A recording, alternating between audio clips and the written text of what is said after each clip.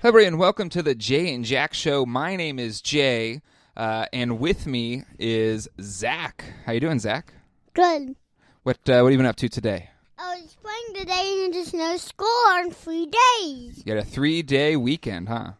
Mm-hmm. So what did you do today with your Monday off? I played for a little bit. You got talking to the mic. I played a little bit and then I went to the movie theaters to watch the Lego second movie. Yeah, should be fun, huh? Mm-hmm. All right, well, there is no Jack in the studio right now because we were on location for this week's episode over at Mims Distributing with none other than the CEO of Mims, Chip Mims, who has spent most of his life part of the family business of beer distributing in the state of North Carolina. And we have a great conversation digging into the beer industry, what's going on today, what has happened in the past, and what's going on in the future, as well as some TV talk. Host podcasts on the Americans, X-Files. He's also a big comic book fan and, of course, a Lost fan. And he showed us some new beer to taste, talked a lot about the beer industry. We think it's going to be a really fun episode that you're going to enjoy. So without any further ado, let's do our first on-location episode of the Jay and Jack Show at the legendary, mysterious Mims Bar. Let's let us take it away. From Raleigh, North Carolina, it's the Jay and Jack Show, starring Jay and Jack, featuring our special guest, Chip Mims. So sit back, relax, and enjoy the show. Hello, everybody. We have a very special guest on this week's episode. Good friend of the show for many years, host of Tales from the Cask, as well as host from The Americans. Watching the Americans. Mm-hmm. I always want to call it Tales of the Crypt. That's where we got the name. Oh, is it really like the name? There was no trademark violation, though. We looked it up. Okay, all right. Yeah. But none other than Chip Mims. Welcome to the show, Chip. Thank you. I don't know if you've actually ever officially been on a Jay and Jack No, episode. you guys actually, a few years ago, you were putting other people's podcasts in your feed to introduce some of your friends into shows. Yes. And you actually put Watching the Americans in your feed a long time ago, and our listeners went down. I don't know. Well, I mean, that show just ended, right? Or I'm so out of the year. Americans lexicon, it did but that, this year. yeah. Well, So did you have that's like the a big curse of Jay. finale episode? Oh my gosh, we were fortunate in the same way that you guys were, that we got to know some of the people on the show, and one of the actors on the show while the finale was airing, was like calling me. And we were talking about, because he knew what was happening. He'd already seen the finale, so he live watched it with you. Yeah, He live spoiled you. he did not spoil us though. He did not. He was very cool. And This is where I kill the Russian. Yeah, I haven't seen. I'm not spoiling it. I haven't seen that far yet. They were Russian the whole time. that's right. Who knew? Who knew? I see dead people. And they really end up getting married. Well, exactly. Ironically, well, they had a baby. I don't know that they're married though. Oh, I know they had a baby. I just assumed they got married. Yeah, it's you know. I I was going to say it's Hollywood, but they live in New York, so. Okay, now was there a big controversy with the finale like there was Lost, where everybody thought, oh, they were just dead the whole time, which wasn't really the case, but was there similar? Actually, the Americans, by and large, people thought they nailed it. It was perfect. The Americans. There's a lot of good reviews. It was not a happy show. Mm-hmm. There was a lot of. Well, it's about Russians. Sure, and Russians in the 80s. Yeah, things didn't go well for the Russians in the 80s. They're doing great today, but back then not so much. Well, what was funny? It's a roller coaster. When the guys came up with the idea for the show, they were like, "Well, we're so far removed from Russia That's a thing, and people are this." It'll have nothing to do with reality, so it'll be a great period piece. And then, like 3 seasons in, they're going, "Well, we didn't really mean." We didn't know. They were ahead of the curve. Yeah. So anyway, shameless plug for the Americans. Go watch it. You don't have to listen to us. But it is, honestly, God, since Lost is my favorite TV show. So Really? yeah, it's it's not nothing but high The praise. problem I had, I loved the first season. Loved it, and I had trouble because I grew up in the 80s. Right. You know, it's that time where you're not supposed to like the Russians. Sure. You were brought up to hate the Russians. It's Yeah. not, if you're Russian listening to this, I have no hate now, but but back then it was American propaganda was hate the Russians, they're going to kill us all. So I had trouble rooting for them. Wholesome American stuff like Well, that. it's just what it was. Here's a glass of milk, some cookies. Hate the Russians. Right. It's just the way it was. I mean, it's just how you At school, that's what they told us. exactly. Yeah. You're not joking. No. That's what they actually taught you in school. See, we're the same age. Yeah. I mean, So it was just hate the Russians, hate the Russians, hate the Russians. Right. Yeah. Anyway, so that first season, I was rooting for them. I go, God, I feel dirty. This is. But the second season, they did a couple things. I go, I don't like what they're doing now. So that I started going against them. Yeah. Just because they did some things. Well, I guess I can say it now. They killed some innocent people. Yes. And I didn't like that. Yeah. It bothered me. It doesn't get better. Okay, see that I'm not spoiling anything, but it's a very dark So show. all my teachers and the American propaganda was right. And I think all people are horrible. I think that's the lesson that is just people in general are horrible. I don't know if that's a lesson. Maybe lesson. so. How much beer you had over there? Oh my God, he's had 2 sips of a 4% beer. Okay, here's the thing. Did you guys pregame before you got here?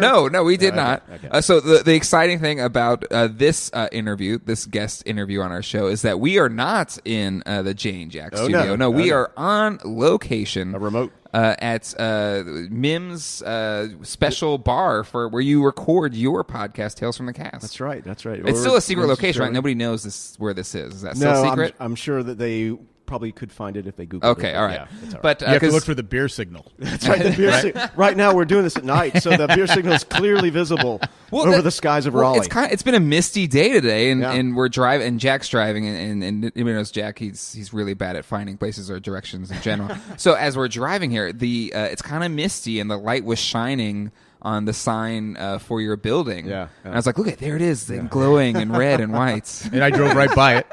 Okay. Well, you were close. You were in the neighborhood. So what's great about being it's our first on location guest spot. So thank you, Chip, for course. hosting us. Of course. You have like on tap beers here, and We do. We have a fully functioning bar Yeah. with actual draft beer. And we will be tasting some different tasty beers throughout this interview. So we'll see how sloppy this gets. This is San Diego beer, right? Well, No. Chip, why don't you Yes, go ahead? yes, this is San Why Diego don't beer. you We're starting there. introduce us Yeah, to okay. the first one we're tasting right now? All right. Ballast Point is one of the venerable breweries in San Diego, and you guys are familiar with San Diego. Mm-hmm. A little bit. A little We bit. heard about it. I know of it. Once or twice. So anyway, this is a brand new one from Ballast Point called Passing Haze. It's a New England IPA, but it's a super refreshing low-cal and low ABV, so low alcohol, 4.2% IPA. It's you guys try it? It's good. It's excellent. It's If Bryce Harper's listening, if you're listening, Bryce, San Diego has great beer. Oh my God, there are 80 breweries in the San Diego area now. Yeah, they're like in that one county. They're well known, and they have some of the most renowned beer is from our hometown. So we got that going for us. Yes. We lost our football team, but we got a lot of good beer. Yeah. So I noticed you're wearing your Padres hat, not your Chargers hat. I don't wear it anymore. it's a sensitive subject. I don't wear it. It's, It's hard. It's tough, but I have disowned them. I know. It's hard. It's hard to disown the players because you root for Philip Rivers and he's an NC State grad, so we love him and, here. He got honored with the Hall of Champions in San Diego just a couple weeks ago, and he was crying. Yeah, because he's saying San Diego. He's saying he misses San Diego. He thought it was a raw deal from the start, and you could just see it in his face. He's thanking the fans of San Diego for still honoring him. Right. Yeah. Where the owner of the team has never said boo. Well, to the city. Well, okay. we won't We're get into going the down a dark path. Yeah, thank you, let's move Chip. away from that. But so again, excited to be here because what I love is Tales from the Cast, your podcast. Yeah. I think I was on your first episode or one of your first episodes. You and Colleen both were here. Yeah, and I think you've been here for one or two of the holiday spectaculars. How did you get Colleen here? Yeah, so we just had to twist her arm. I think she's really ticked off that I'm trying out this Ballast Point because that's one of her favorite breweries. I'll send you home with a growler. How's Okay. that? Okay. I'm sure that'll make her feel a little bit better. A little bit. Jay will forget it in the car. And I'll Yeah, I will. He will. But your show is what? How many episodes are you on now for Tales of the Cast? We're actually coming up on 300. That's So incredible. Six years in April. And people that are beer enthusiasts, I'll run into people that are no way connected within our social circle whatsoever. Yeah. Hey, I'm doing the math. That's like 50 episodes a year. It's like every week we it's do an almost like episode. 52. But no, that's an amazing thing for a podcast. Yeah, actually be to that do 50 consistent. episodes a week. That's But I'll run into people Another that week a like year. beer, and Yeah. they'll be like, "Yeah, I even listen to podcasts." Like, "Oh, wait, it's like," and there's like "Tales from the Cask" is my favorite. Oh, I wonder, and Nice. they'll speculate on where the thing, your bar is, Right, and stuff right. like that. So it's very cool. We've known each other for a long time, and Oh my it's gosh, fun to like see other people geeking out about your creation. oh, yeah. One of your really wacky is. fans is going to like kidnap us and try to guess where the location is. Right? Listen, I've been asked. I was like, that is not for me to share. Well, to be fair, I couldn't tell him anyway. I've been here a couple of times, but I don't know. It's somewhere over there. It's out off of Glenwood Avenue somewhere. I don't know. But you're such a great authority in your show because you've been in this industry for your whole life. Well, Just about? okay. Quick look. What does the neon say? 1964. So we have a neon in our bar that because this is radio, you guys are loving this. It's give a really descriptive description of this. Well, maybe do you guys put things up on your Facebook or? Yeah. Show? Well, we have our Facebook page. We have pictures, and we take pictures of our beers, so you can kind of see the coloring on them, along with us describing them. One of our guys had a really cool Miller High Life Neon modified that has our name on it in 1964, which was the year. All right, you want a fun, quick story? Quick story. My dad was a car salesman at Sir Walter Chevrolet here in Raleigh, still around. All these years Where the later. Red Hat Amphitheater is now for the Raleighs, right? Wasn't it Sir Walter? It was Raleigh downtown, there? yeah. Now it's right, actually, it's down the street from us here. So Dad was a salesman. He was a pushy car salesman. A gentleman named Cliff Benson, who, if you've been in Raleigh, is the name of the belt line, the freeway. 440, I-440 belt line is the Cliff Benson belt line. Yeah. Correct. Mr. Benson owned a lot of businesses in Raleigh, and one of them was a little bitty beer distributorship. He goes into the car dealer. He's looking for a car. A pushy guy won't let him leave without a car, and he needed a sales manager. So he waits a couple weeks, and he calls my dad up, and he's like, "Hey, I need a sales manager. What do you think about selling beer instead of cars?" And Dad was like, "Chevys? Beer." Going for the beer. Yeah. So Wise choice. yeah. So Dad ended up going to work for Mr. Benson after 6 months. I don't know why, but Mr. Benson offered to sell him the business. So he went to my grandparents and said, "I don't have any money." And they went out and got a second mortgage on their house. Wow. And gave him the down payment to pay Mr. Benson. And within 2 years, he paid them back, paid off Mr. Benson. My dad had a twin brother, my Uncle Joe, who was selling soap for Lever Brothers up and down the East Coast. Right after Dad ended up buying the place, he called my uncle and said, "Hey, I need help." So he sold him half the business. So Mims Distributing was born in 1964, and Wow. we've been here all these years. On That's on incredible. a chance meeting. Yeah, it really was. That is If crazy. Mr. Benson doesn't go to the dealership, I'm in the car business. yeah, I'm what was it, Gary Busey and used cars? That's me. Yeah, that would be me. Rolling back the numbers on the odometers. This last week we had Melissa Nelly from Pottercast and a multitude of other amazing things. But her story, very just like one little thing like started this chain reaction that led her to where she is today. And it's kind of crazy when you look back on things in your life and just you can usually trace things back to just one thing that's this random occurrence that you wouldn't put that much effort or stock into. But it's like this incredible moment that if you didn't have that thing where you are today, well, you wouldn't be where you are today, which is kind of cool. Didn't Gwyneth Paltrow make a whole movie out of that? I think so. I think Sliding you're right. doors? Yeah. Yeah. Um, Either the door closes or it open. never saw it. Yeah. I think there's Actually, also the butterfly effect with Yeah. Justin Kutcher. Well, there's a lot of movies about Ashton Kutcher, whatever his name Yeah. is. Yeah. But yeah, no, it's so describe. I guess for people at home listening home, like a beer distributor. I mean, you basically. The companies can't sell direct, right? You are the person that makes sure everybody You're the has the middleman, beer. right? All right. Yeah, we are, and I won't get into a discussion of the 21st Amendment because it would take hours, and people would never listen to your show again. Just suffice to say, Actually, this show is about just like different amendments we go into and break them down for hours. That's right. Next week it's the 16th Amendment. Yeah. No. So after Prohibition ended, the 21st Amendment said that states got to regulate how alcohol was done in their state. And by and large, one of the big problems that caused Prohibition in the first place was something called Tied House, which was breweries or distilleries owned bars. So they would do everything they can to get people as drunk as they could because they would sell more product that way. And they would not allow other breweries or distillers to sell product in their bar. So there was a whole movement against people getting wasted all the time, which was a problem in the United States for a long time. It's what caused Prohibition to come about, right? Yes, definitely. So after Prohibition ended, the majority of the states decided that they wanted to have a separation between the people that made alcohol and the people who sold it directly to the public, and that's us. We're the middle tier, and what we do in just about every state is we deal with breweries all over the world, basically, and we bring their products to our market, and we sell them out to all the retailers in our market. And we can't sell to the general public, and the retailers cannot buy directly from the breweries or the wineries, or in states that don't have state control. North Carolina has state control, but if you go to a Vaughn's in Los Angeles, you can buy liquor. But exactly. in North Carolina, you have to go to a state control ABC store. Yeah, but that did take a while to get used to. So it freaked me out the first time I walked into like an Alpha Beta in Hermosa Beach. I'm like, holy cats! Look at all this liquor. It does throw people off when especially East Coast. There's a lot of on the East Coast. There's a lot of separate liquor stores from everything else. Or you can't get it on Sunday here, right?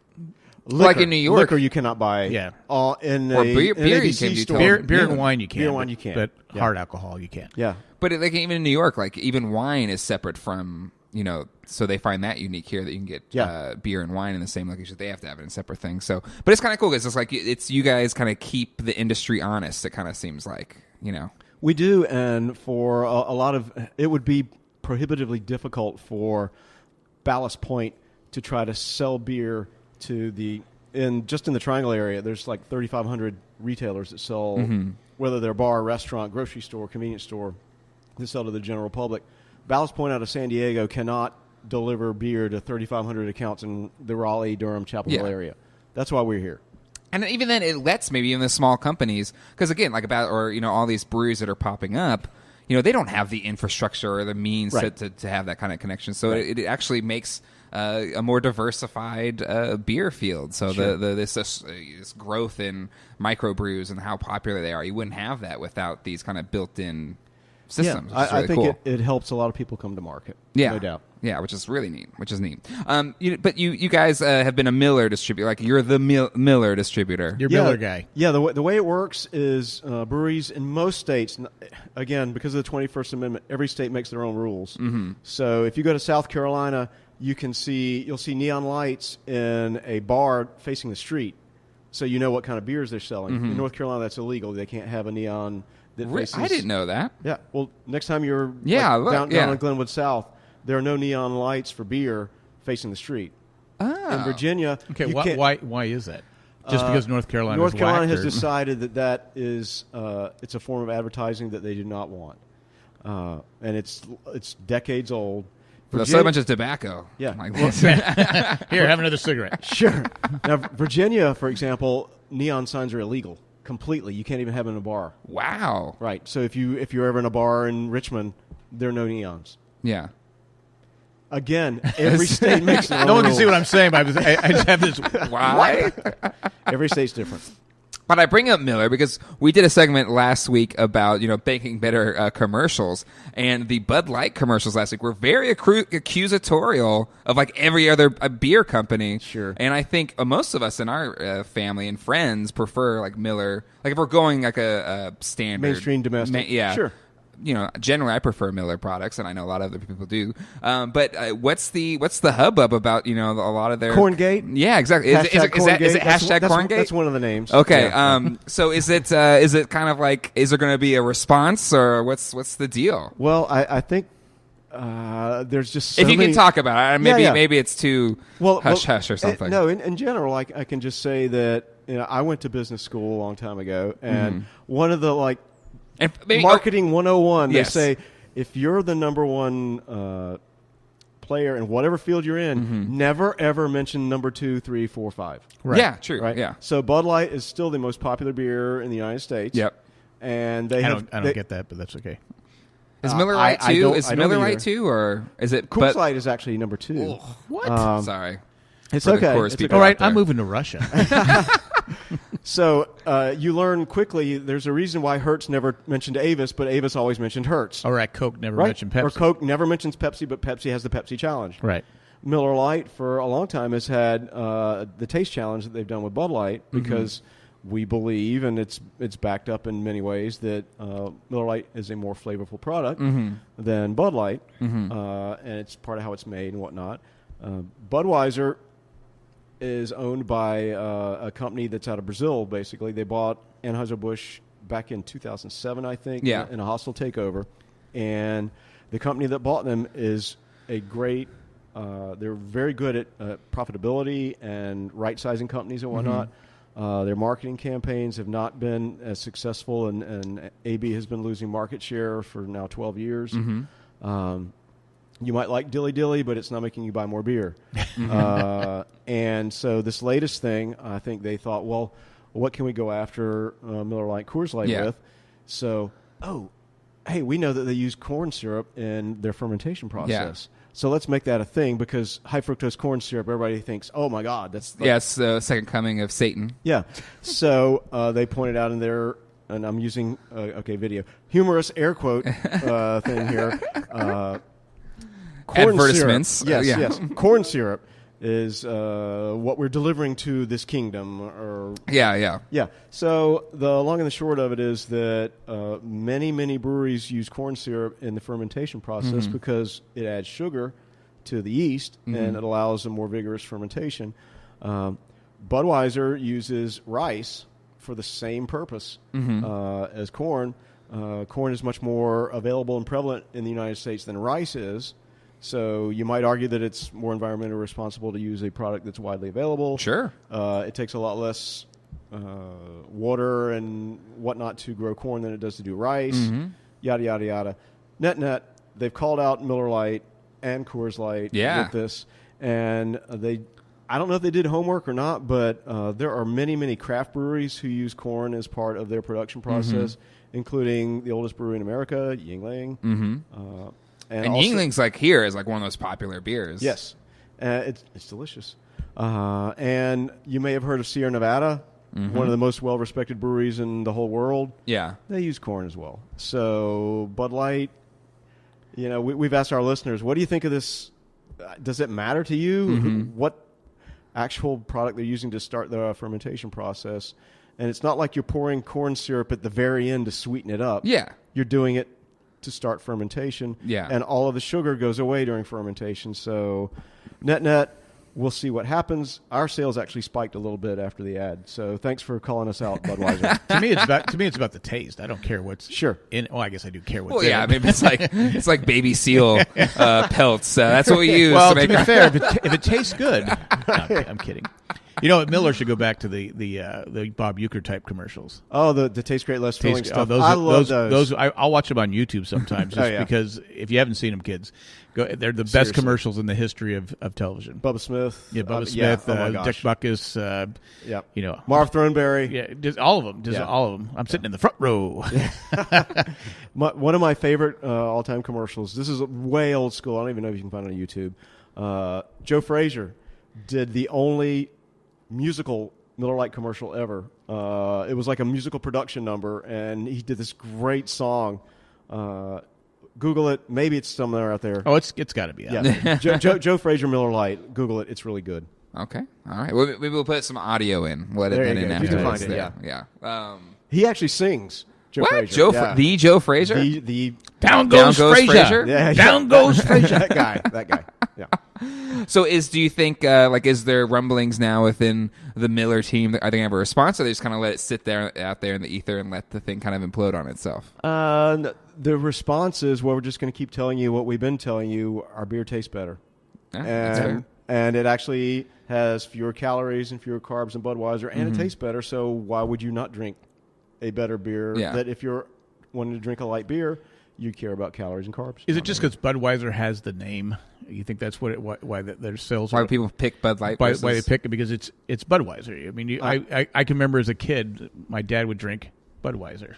Just because. Well, I think that hats off to the Bush family, who used to own AB until 2007. Back in the night. How much do you want to get into beer history? I'll try to be real quick. You're an expert, and we have you on the show, true. so please feel free to talk however you want. Back in the 1970s, Schlitz was actually the biggest beer in America. And Schlitz ran into some production problems where they were growing faster than they could match production. They cut corners on their production process, so the beer started tasting different. And people didn't like that. Anheuser-Busch, under August Busch III, who was running the company at the time, did a great job marketing and capitalizing on Budweiser. There was no Bud Light back then. Mm-hmm. And Philip Morris had recently bought Miller Brewing Company in the early 70s and were really pushing Miller High Life at that time and introduced Miller Lite in the mid-70s. So Schlitz kind of went away, but Budweiser, Anheuser-Busch, was able to they had a better marketing situation and ended up becoming, I guess it was by about 2000, 2002, half of the beers sold in the United States were AB products. Wow. You think it had a lot to do with their Super Bowl commercials? Because they had had great Super Bowl commercials. Yeah. I mean, the Clydesdales and the whole, Sure. the dog and the whole thing. Yeah. Well, they had the whole "What's Up" thing. Yeah. Yeah. Oh, yeah. That's right. And The Budweiser frogs. yes. Yeah. And Miller, Bud. to Miller's chagrin, they went away from the "Taste Great, Less Filling" thing in the '90s, and I think that hurt. Yeah, it that did. certainly hurt us. And when they went back and realized "Taste Great, Less Filling" is a super tagline, Absolutely. and it's compelling, and it's very easy to think, oh, okay, well, great, it's got less calories, and I really like the flavor. And so that's why I can drink more and not put on weight. Yeah.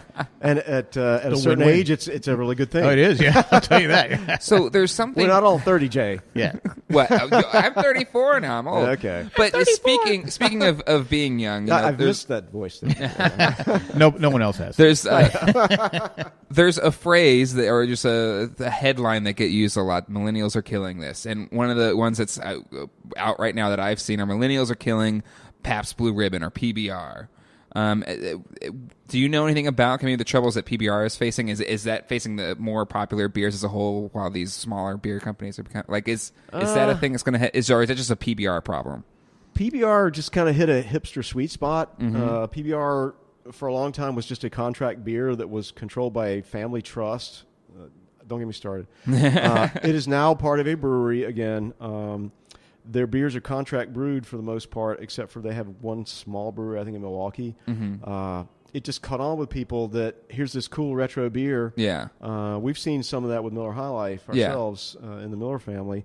Miller High Life's been around since 1907, and it's got the Girl on the Moon. It's got The champagne of beers. Yeah.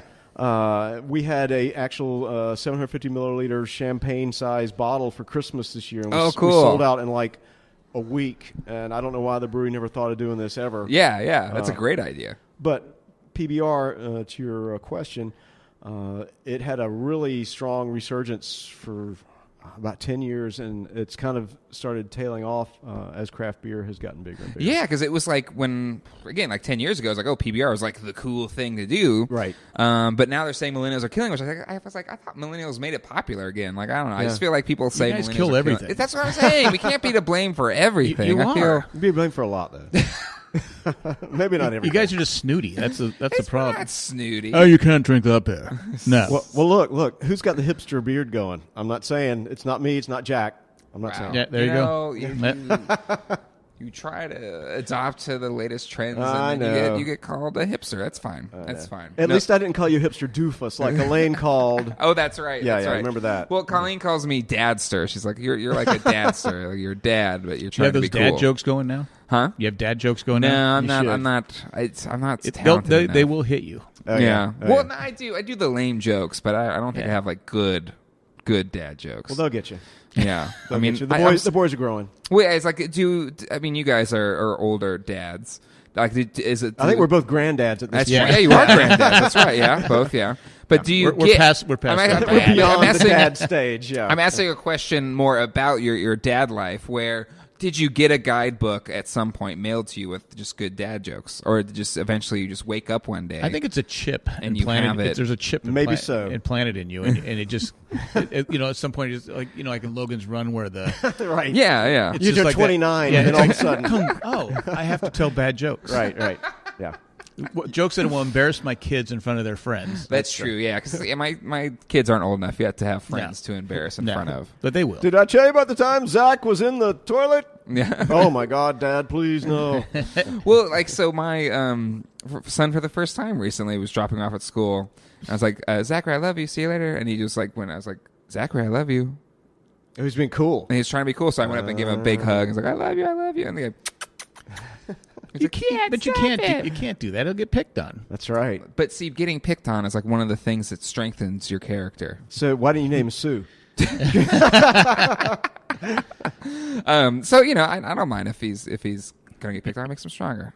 It toughens him up a little bit. Okay, yeah. So what my dad would tell me. Well, I would tell you that, but I wouldn't have done that to you. Sure. Never. That's true. You're Never. Right. We're gonna pause right there and take a quick commercial break. We'll be right back.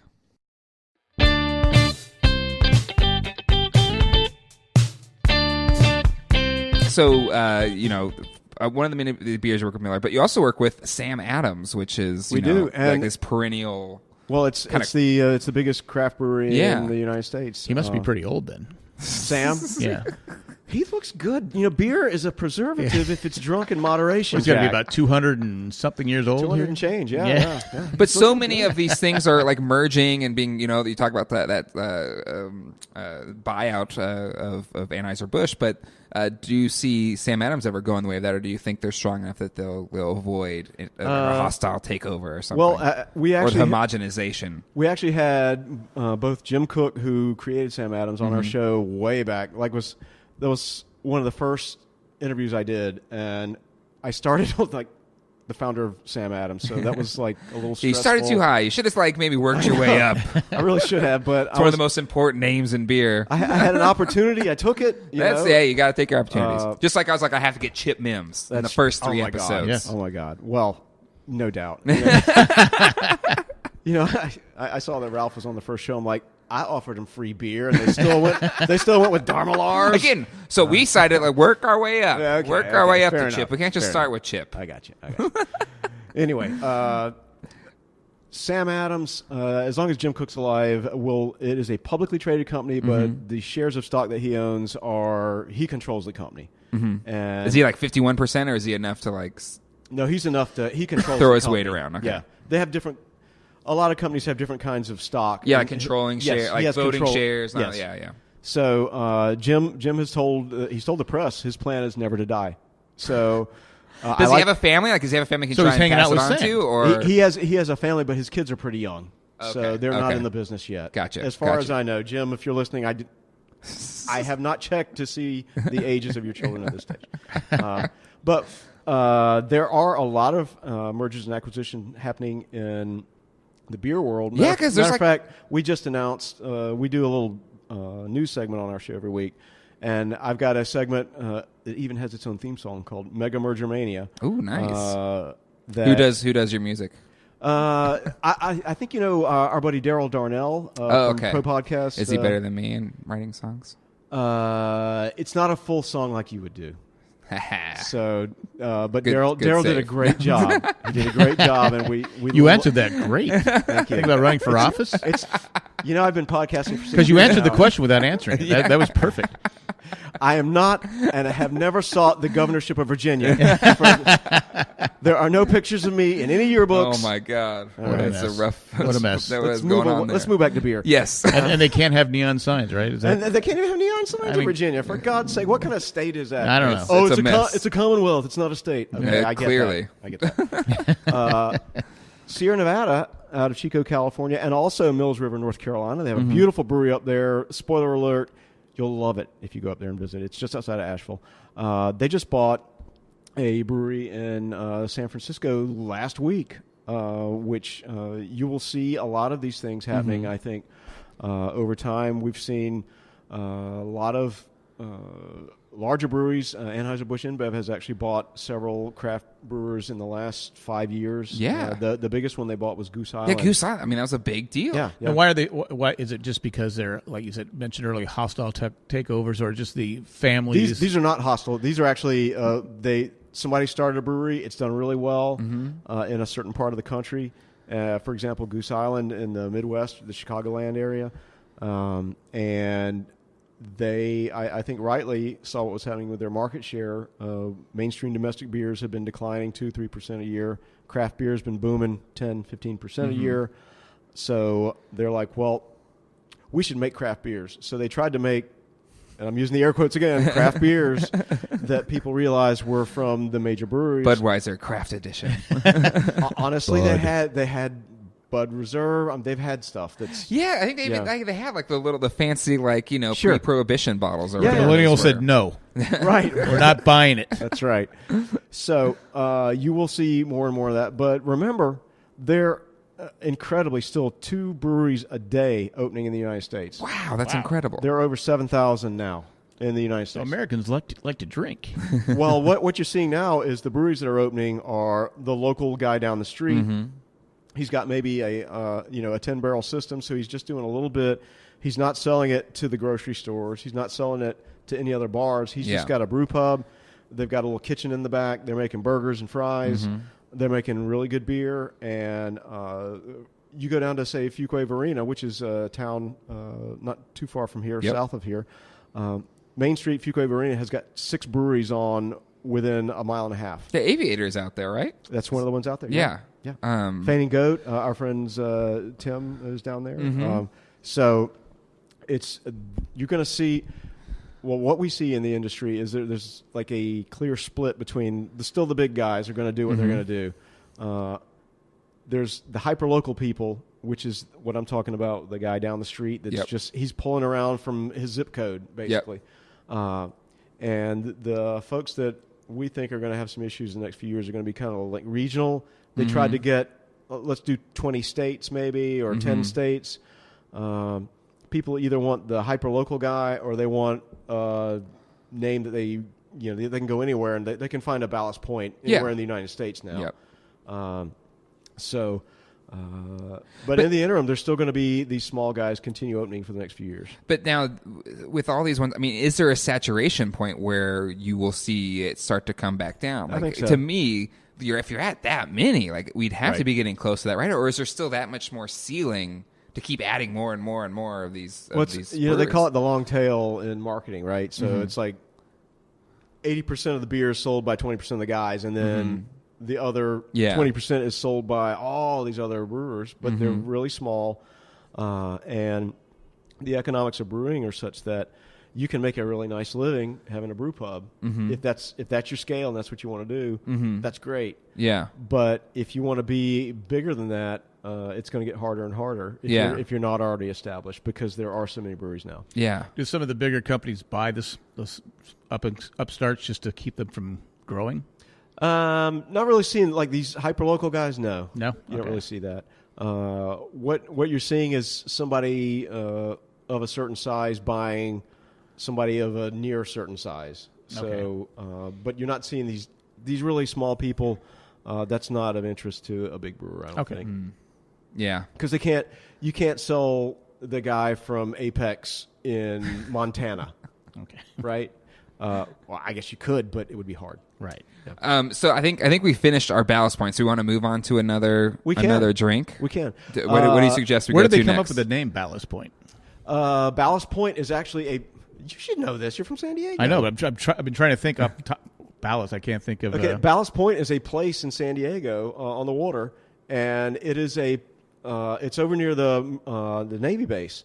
There is a promontory that sticks out into the Pacific Ocean that has all of these really. It's a very rocky area, and in olden times, the ships would go there to find ballast for their boats, and they would take the rocks and put them on their ships. So it became known as Ballast Point. All right. Well, I was never in the Navy, but I'll. So basically, Jack has lost his San Diego card. Well, I haven't been in San Diego. I don't years. live there anymore. So it's 17 years it's been. I never lived there.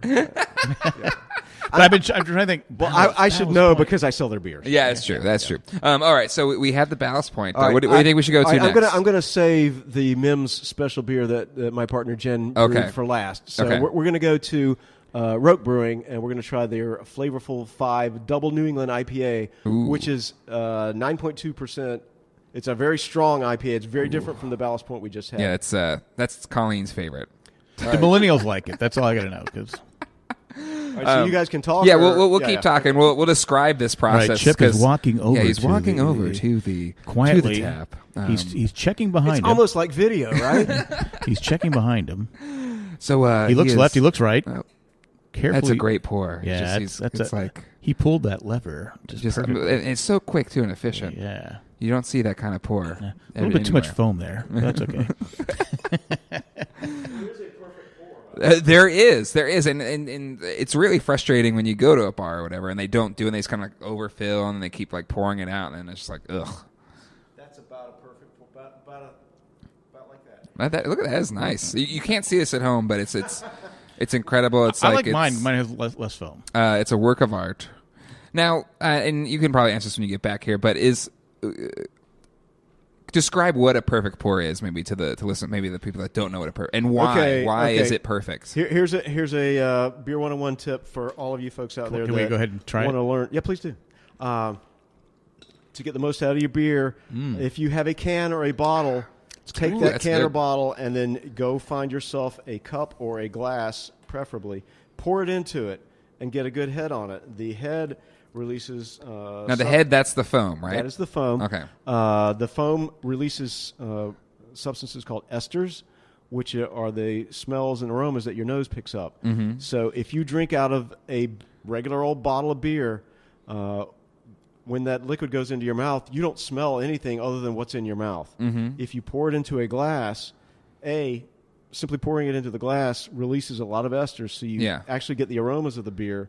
And having a head on it releases even more. So the whole point of drinking the beer is it's not just let's just drink a beer. It's let's enjoy the aroma. Let's enjoy the So it's like the wine. taste, and you get way more out of it. And you mentioned Boston beer a while back.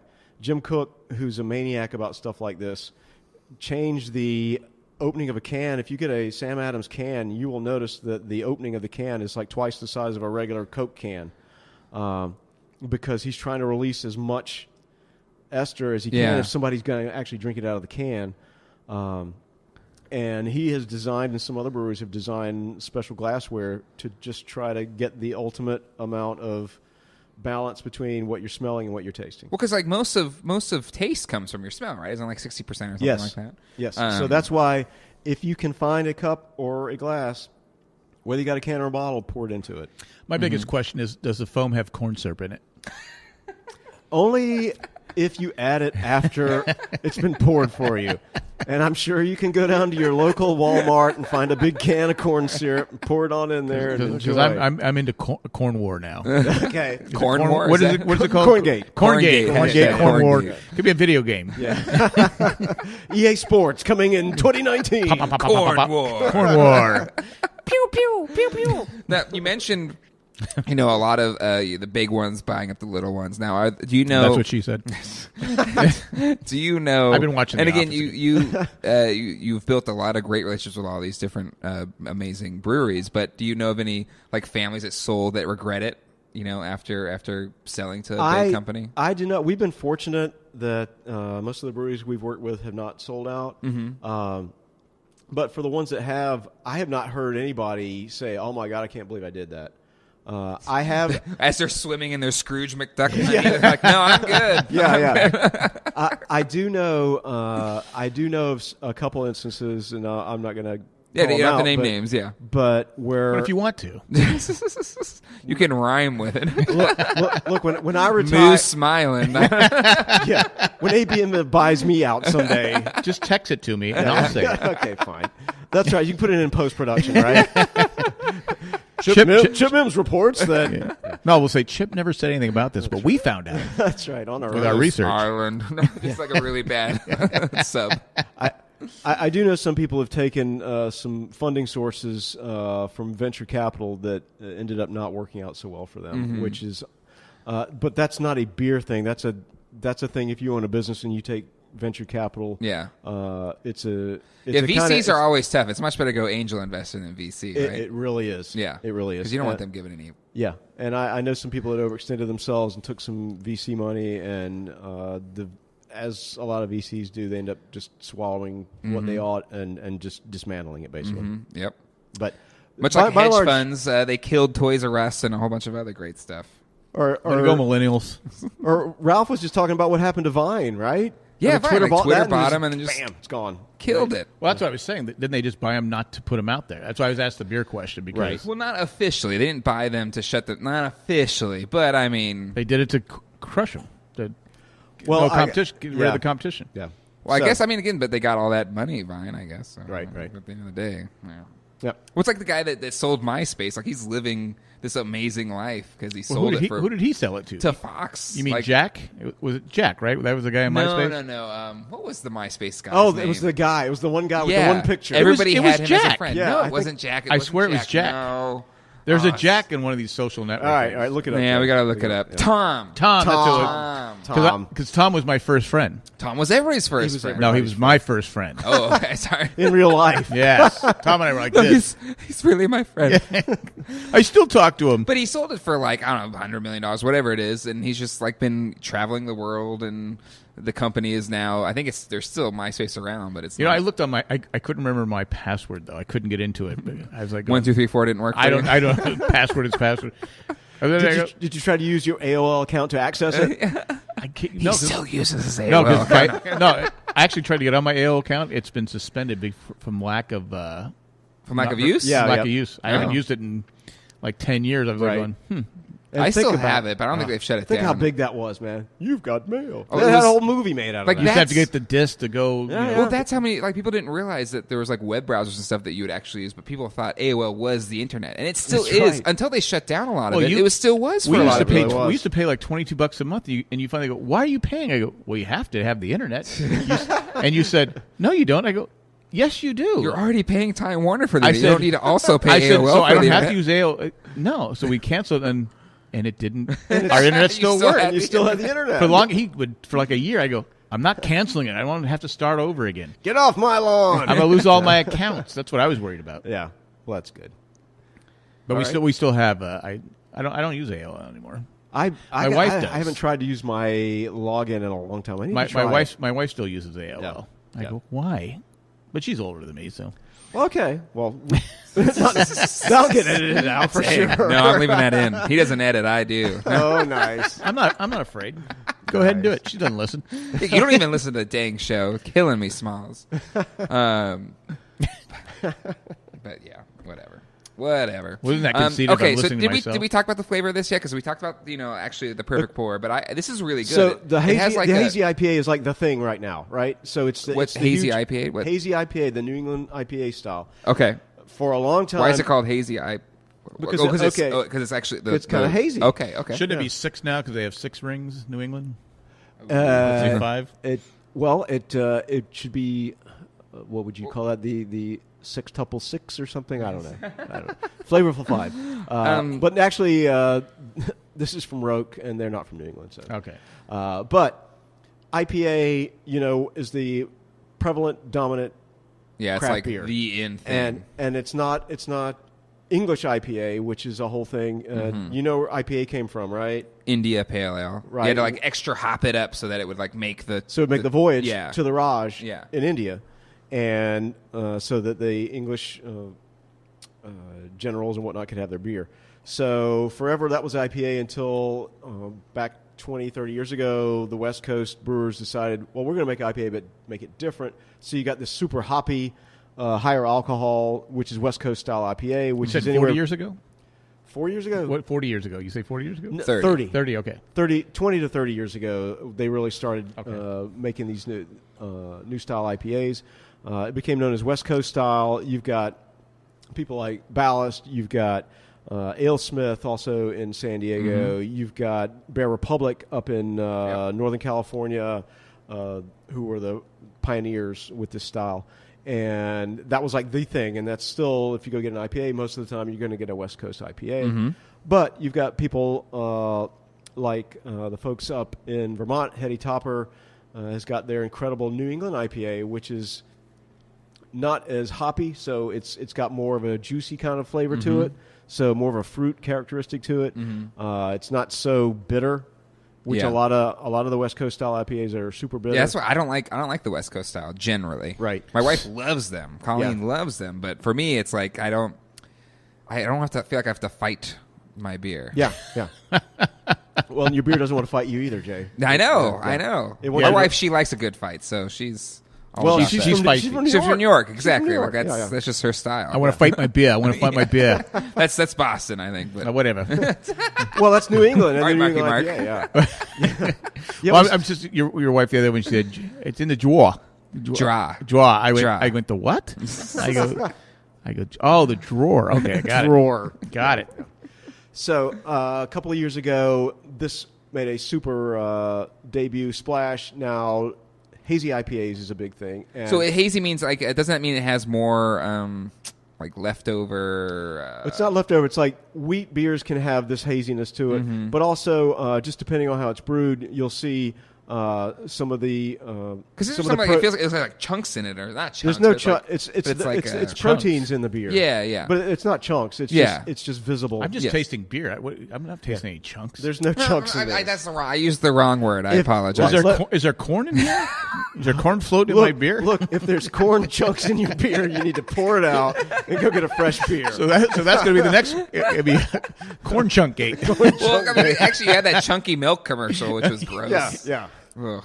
Well, Anyway. honestly, That was better than the halftime show. That's true. Oh my God! Don't get us started on Maroon 5. What a maroon! There's a dad you. joke. There's a good dad joke. Not my first one. So is the haze? Is it add anything to the flavor, or is just that's how it just That's comes just out? how it comes out, Yeah. yeah. Okay, so haze for those listening at home, hazy IPA. You have the inside scoop on what's popular right now. But no, this is good. It's got like You know what? People are listening to us right now. They're looking at their beer. They should. I just used to drink it. Yeah. But you pay attention, and you can pay attention to the coloring of different styles of beer. Everybody knows what a Guinness looks like, right? Mm-hmm. And everybody thinks, Guinness, man, that's like super heavy. Guinness is actually it's really basically a light beer. It's 4.5% alcohol. Really? Yes. And the flavor profile it's not very bitter. It's nice and mild. It's got a nice little sweetness to it. It is a stout, but it's old school Irish stout, so it's not going to club you over the head like, say, you get a West Coast super hopped up stout that is clocking in at 11%. But that's not Guinness at all. Yeah. But the coloring on it depends on the malts that they're using. They can use like chocolate malts. We sell a beer from Foothills in Winston-Salem that comes out right here Valentine's week called Sexual Chocolate. That's a famous one. That's it's really hard to get. If you can find it, get yourself a bottle or get a glass in a bar. But it's super high alcohol. It's like 9%. But it's got chocolate flavoring in it. It's got deep roasted malts, which kind of gives. Barley can be roasted to a point where it almost tastes like chocolate. So don't just drink your beer, look at it. Yeah. When did they get the idea to start putting different, some beer back in the, Sam Adams day used to just be beer. Yeah. Whatever. When did they start going, okay, we're going to put chocolate in it, we're going to put orange in it, we're going to put, different Sure. flavoring in beer? Back in about 6,000 years ago. Really? Okay. Yeah. I was thinking back then beer was just boring. Hey, give me a... That's right. The Mesopotamians, they were just drinking, No. The Mesopotamians are ruining everything. Give me an L. Give me an L. Give me an L. They were the millennials of the day. Yeah, exactly. Yeah. Jerks. Way back, they use different things to flavor beer. Beer is like the oldest beverage known that has alcohol. And I won't get into the history of that because that'll take another hour. But suffice to say that for millennia, people were making beer with whatever they could find that gave an interesting flavor to it. And it was only in the 1500s that in Germany, people decided that beer should only have water, malt, hops, and yeast, and nothing else. And it's called the German Purity Law. It's called the Reinheitsgebot. Oh, really? And ever since then, if you're a German brewer, by and large, that's all you can put in your beer. And they still adhere to that, too, don't they? Isn't that kind of a limiting factor for their beer? It is. They've carved out some exceptions to let German brewers try to do craft beer kind of things. Obviously to compete, right? Right, because everybody else in the world is doing whatever they want. And in Germany, you got Reinheitsgebot. But so this law was passed in 1500s? In the 1500s, yes. 1564, I think. Right, Well, how long has Stella Artois been around? That's like, is that about A couple hundred years. Yeah. Yeah. It's time to move on. Yeah. So, Well, Stella Artois, that's like the Budweiser in Europe, right? Isn't that it kind of is. like yeah? It is. It's actually owned by Budweiser. Oh, it is? Yeah. They own everything. own Are they listening to this podcast right now? Well, if they want to sponsor us. After this show, they probably won't. but Yeah. That's okay. We'll get a fat check from Miller. Dilly. That's, don't curse in my bar. Holy cats, man. Yeah. So, long answer, Jack. People have been putting things in beer besides those for forever. Huh. Yeah. And it's just in recent years that a lot of brewers have rediscovered that you can put different sorts of fruits. You hear about blood orange a lot. That's a popular use. We got some friends up in Indiana that use pawpaw, which is a fruit that only grows around rivers, and it you don't find it in stores because it goes bad a day or two after it's been picked. Oh, so wow. if you use pawpaw in a beer, you have to go to the river and get it and put it in your beer immediately. Wow. But there's What that does level. pawpaw taste? I've never even heard of this. It's a nice. It's kind of sweet, but it's got a nice mellow flavor to it. Yeah. It's a fruit, you said? It's a fruit. Yeah, it grows by by the- riversides. Huh. Yeah. I've never heard of it. Yeah, and people use flowers now. I mean, there's all kind of things that you can use to flavor beer. Oh, see. Yeah, Flowers, Jack. Yeah, flowers. yeah. Remember, Be good in the 60s.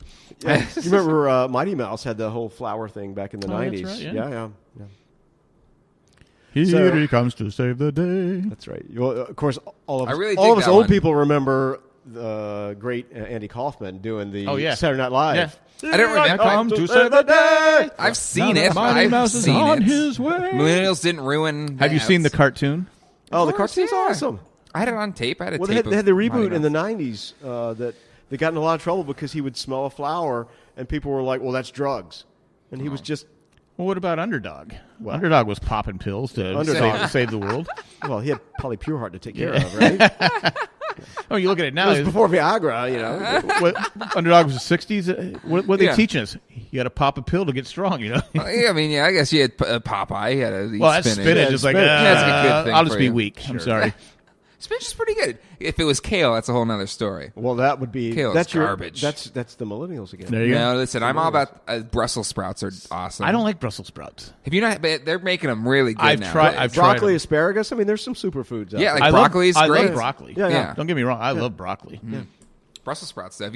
I'm telling you, I've tried. I'm Really? Like, I'm like Recently? I'm like Leave It to Beaver. He wouldn't eat the Brussels sprouts. They, Remember if that you episode? do, yeah, That's you, but if you yeah. do them right, we relish. You've been to relish. You've probably been to relish. It's Yeah. it's I haven't. Raleigh staple. Sure. but they do these fried Brussels sprout leaves. So you're saying I need to branch out? That I've been going to Yes, the wrong. we or will take you to leaf out. relish. Like they Where just did I got some Brussels sprouts somewhere recently, and I was like, I don't know if it was Angus Barn or expand Ruths your Chris horizons or a something little like. bit. I don't know. I didn't like it. I don't. Angus Barn has this new steak, like this coffee rub steak. It was delicious. I don't like coffee. Okay. Well, I got to say, I got to call out. I admire you for your pork chop stance. I love pork chops, and I'm a big fan. Boo. I'm a big fan. Have you had the pork chop at Ruths Chris? I have actually. It's the best because you were like, you got to have the pork chop. So one time I'm like, I'm having the pork chop. And okay, hold on, time out. This is the first time we've had somebody on the show that went to Ruths Chris that got the pork chop that Jack says is the best thing since sliced bread. What is your review of this pork chop at Ruths Chris? It was favorable. Would I get But it? okay, but is it better than the steak you would get at Ruths Chris? I would say it is. To me, it is not better. It is. It is as good. Another political. That's a win. answer. That's a win. No, I'm telling you, when I first went there, I like pork chops. I did too. My wife makes great pork chop. Your mom. And I said, he goes, it's the best thing on the menu. I go, come on, the better your steaks is. It's the best thing in your menu. When I go to Was Ruths this Chris the one now- in Cary? No, it's one North North Hills. Hills? North Hills. Okay. Yeah. Yeah, and I said, all right, I'll get it. I go, oh my God, and my wife tried to. She said, oh my God, this is better than my filet. Yeah. I go, it's the best thing, and it's outstanding. But people look at you. It's a steakhouse. I go, it doesn't matter. I go, you get the best thing on the menu. Right. Well, how many people do you see honestly go to a steakhouse and get fish? A lot.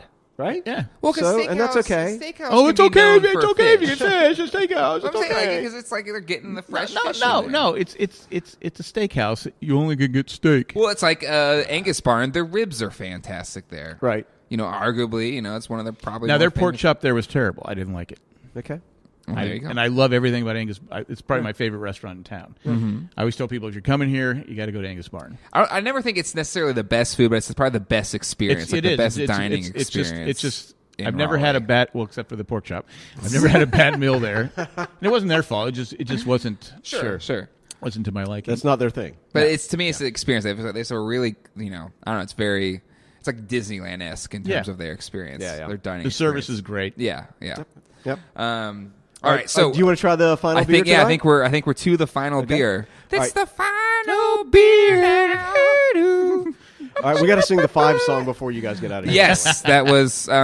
So each guest that we have on the show, they generally do give us a rider and what they need, what their demands are to be on the show. Chip had a long list. It was longer than most, but It took us like an hour just to start recording. I gave you beer.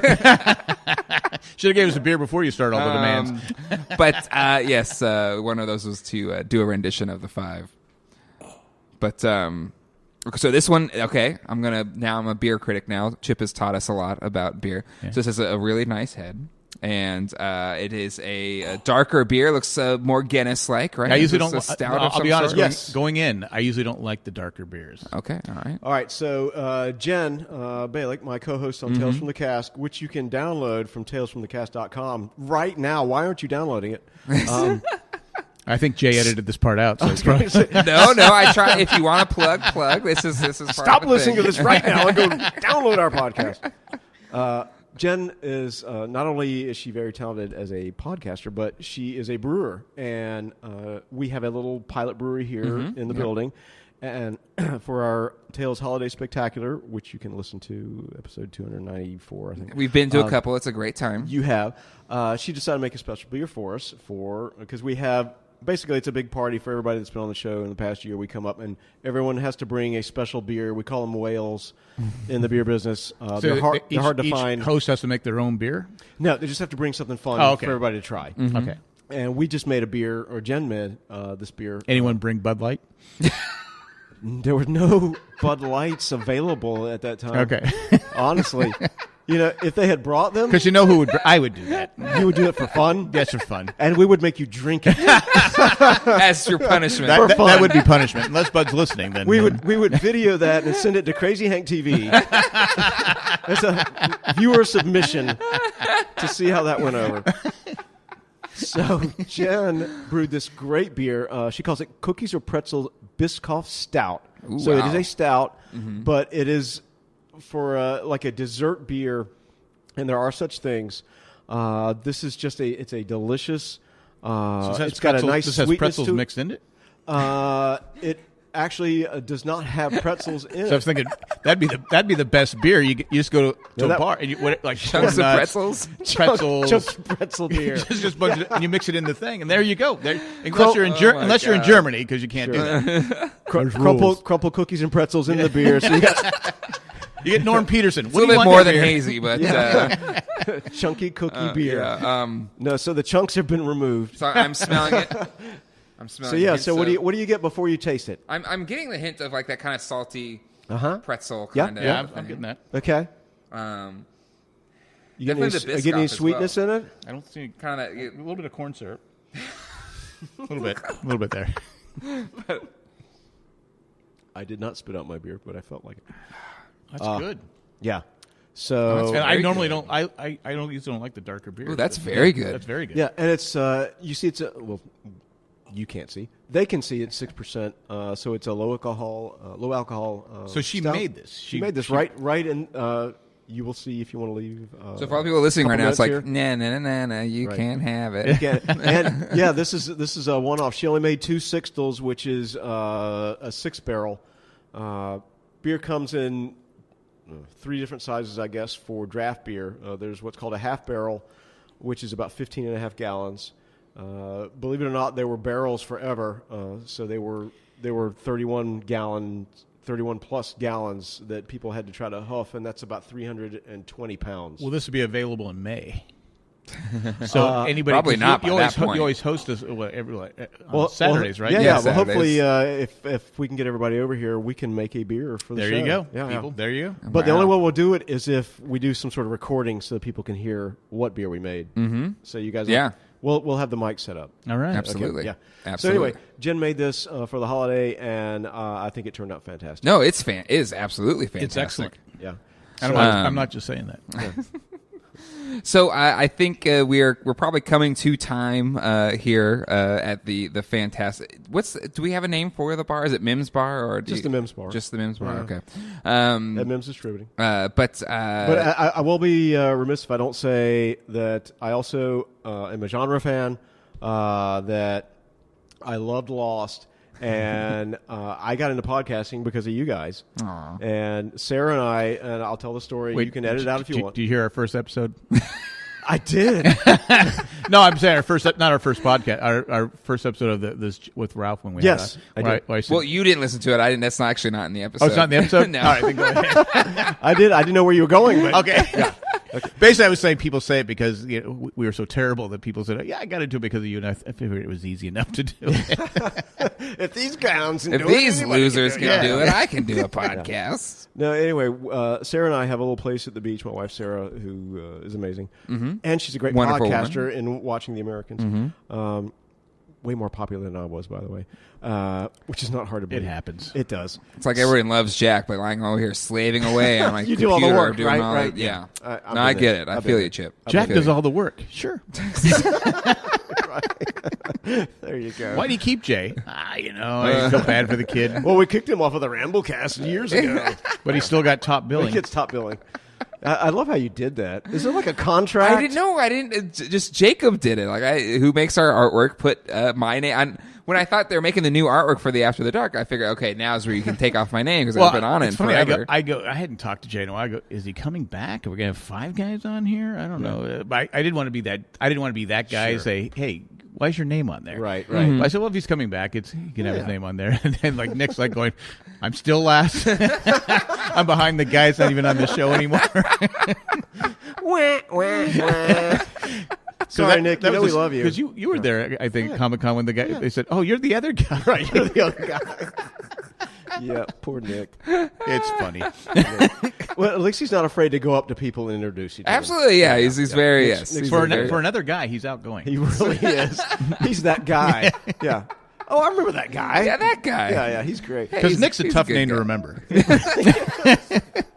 And he has such a memorable face, though. Yes.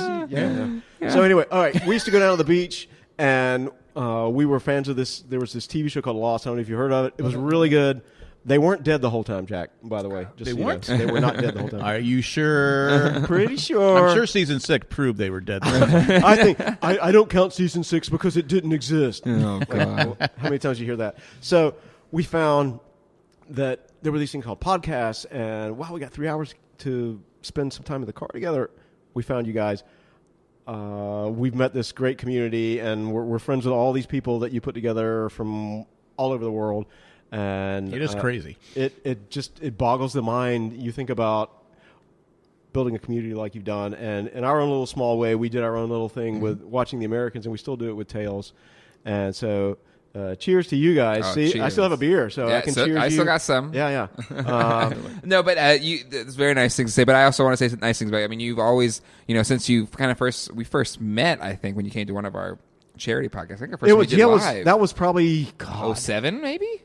06, 07. One of the first ones you Yeah, did. yeah. Because you were, we couldn't believe, from Raleigh, North Carolina, it's the Lost, and I'm like, Yeah. oh my God, they live in That's Raleigh. not how it goes. From Raleigh, North Carolina. Whatever. The Lost Podcast with Jay and Jack. I forgot the Mickey Mouse thing. Sorry. But no, like you talk about this great community that we created, but really it's people like you that I think just came and were so inviting and so just generous with your time and open to everybody that came there to our podcast weekends or whatever it was, Comic-Con. People would be sitting there and they had plenty of beer to drink. Sure. we bring the beer. We were the beer sponsor. You're just always so generous with your time, so generous with bringing the beer. I mean, just really everything. And I think just it's people like you that I think made our community so great. Thank you. And Very kind. and so many. I think that we've never really had a bad egg in the bunch, but you've always opened this amazing building to our podcast. Well, and Zach loves the trucks too. He loves the trucks. Yeah. And you go to San Diego Comic-Con every year, and sure. But the thanks goes back to you as well, because I think you've always been such a generous person. Well, thank you. It's our always community. It's always been a dream to podcast with you guys, and it was okay. After 14 years,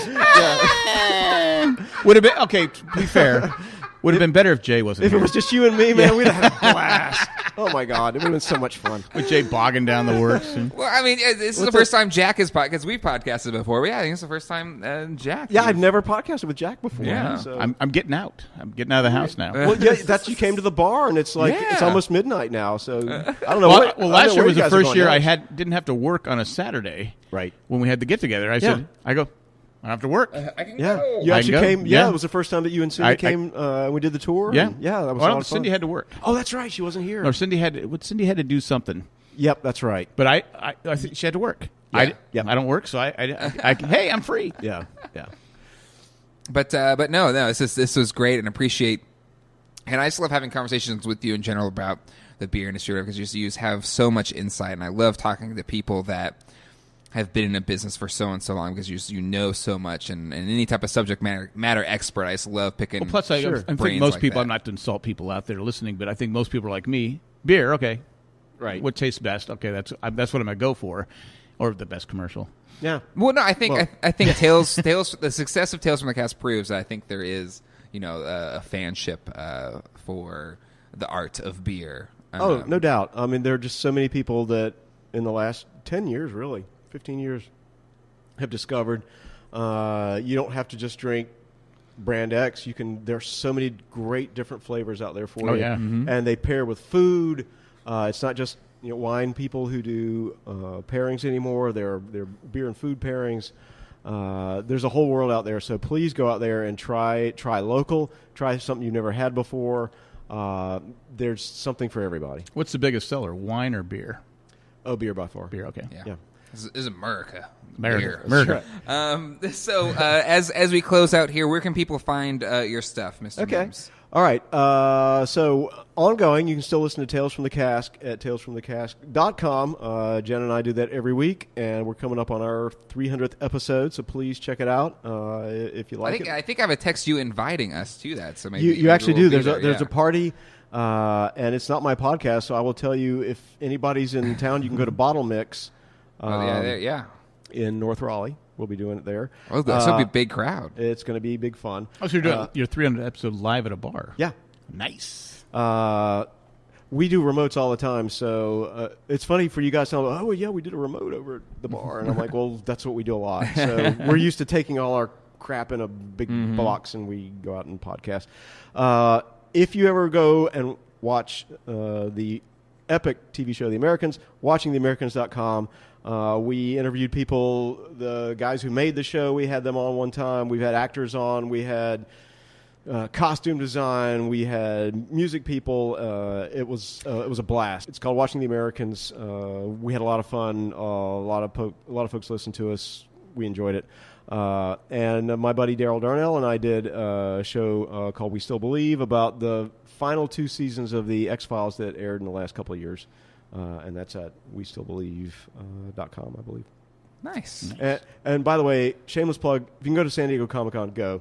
It's big fun, and they really still have a great time with the Lost Fans United. Lost Fans Unite. Yeah. It's crazy. It's insane. Yeah, after all this time, and I think you said it in the Ralph show, there are still like new people that come in, and I'm so excited for these new people that they're just getting into. Yeah. Well, there actually some people go, oh, don't spoil me. Right. I go, the show ended 9 years ago, or 8 years ago, whatever it was.